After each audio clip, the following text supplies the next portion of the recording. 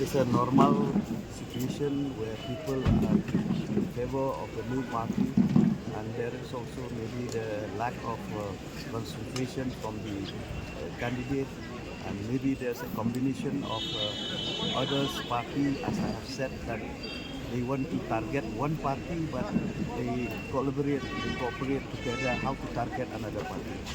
You are the largest party in the opposition, so you will be the next leader of opposition. We will not discuss right now about the LO because the election of CM and the election of chairman not yet completed. So let the first part be finished, and we will not rush now for LO. So you will be contesting chairman post, contesting CM We will post. have a meeting right now, and we will discuss whether we will participate, will contest or not for the post of chairman or UDP or the opposition members, all the opposition members. all opposition. We'll have a meeting.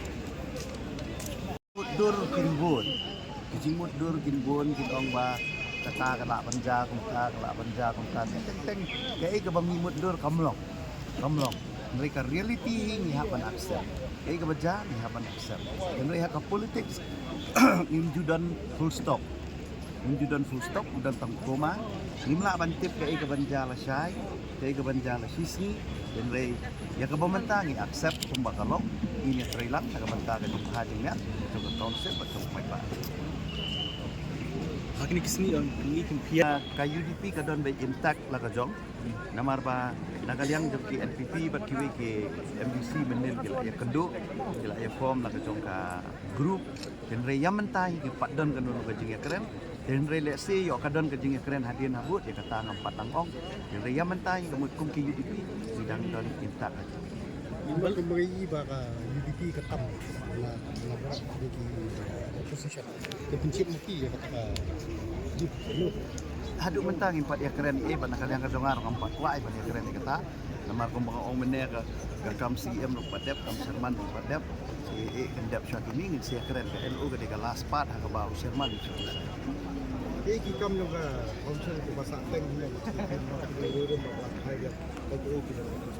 Tina kalian kadongai personally kadang ka bill ka ba ngila dan ka select committee ka bangi ong ka inheritance property bill kani ka bill ka ka select committee tengah kermen ba kani ka new house ka ba long Sherman buat kumai sa review ya ka select committee ka ba kumno ba ni kan yang ka bill nama kadai ka ba ladon ha ko ka house kadai ka ba kalau ada ka property ka house samdi ka property ka isi ni ka property de ibabun ni kikam ki panghapan pandap ulo penyak dat itu ya kani ka isi ka ni sementa di station di Bandung ba dengan siapa ka ba Bandung ka ba station ka Bandung ka ba ni saya tai ni keren ha ka ba ki issue di panghapan sim ka ni station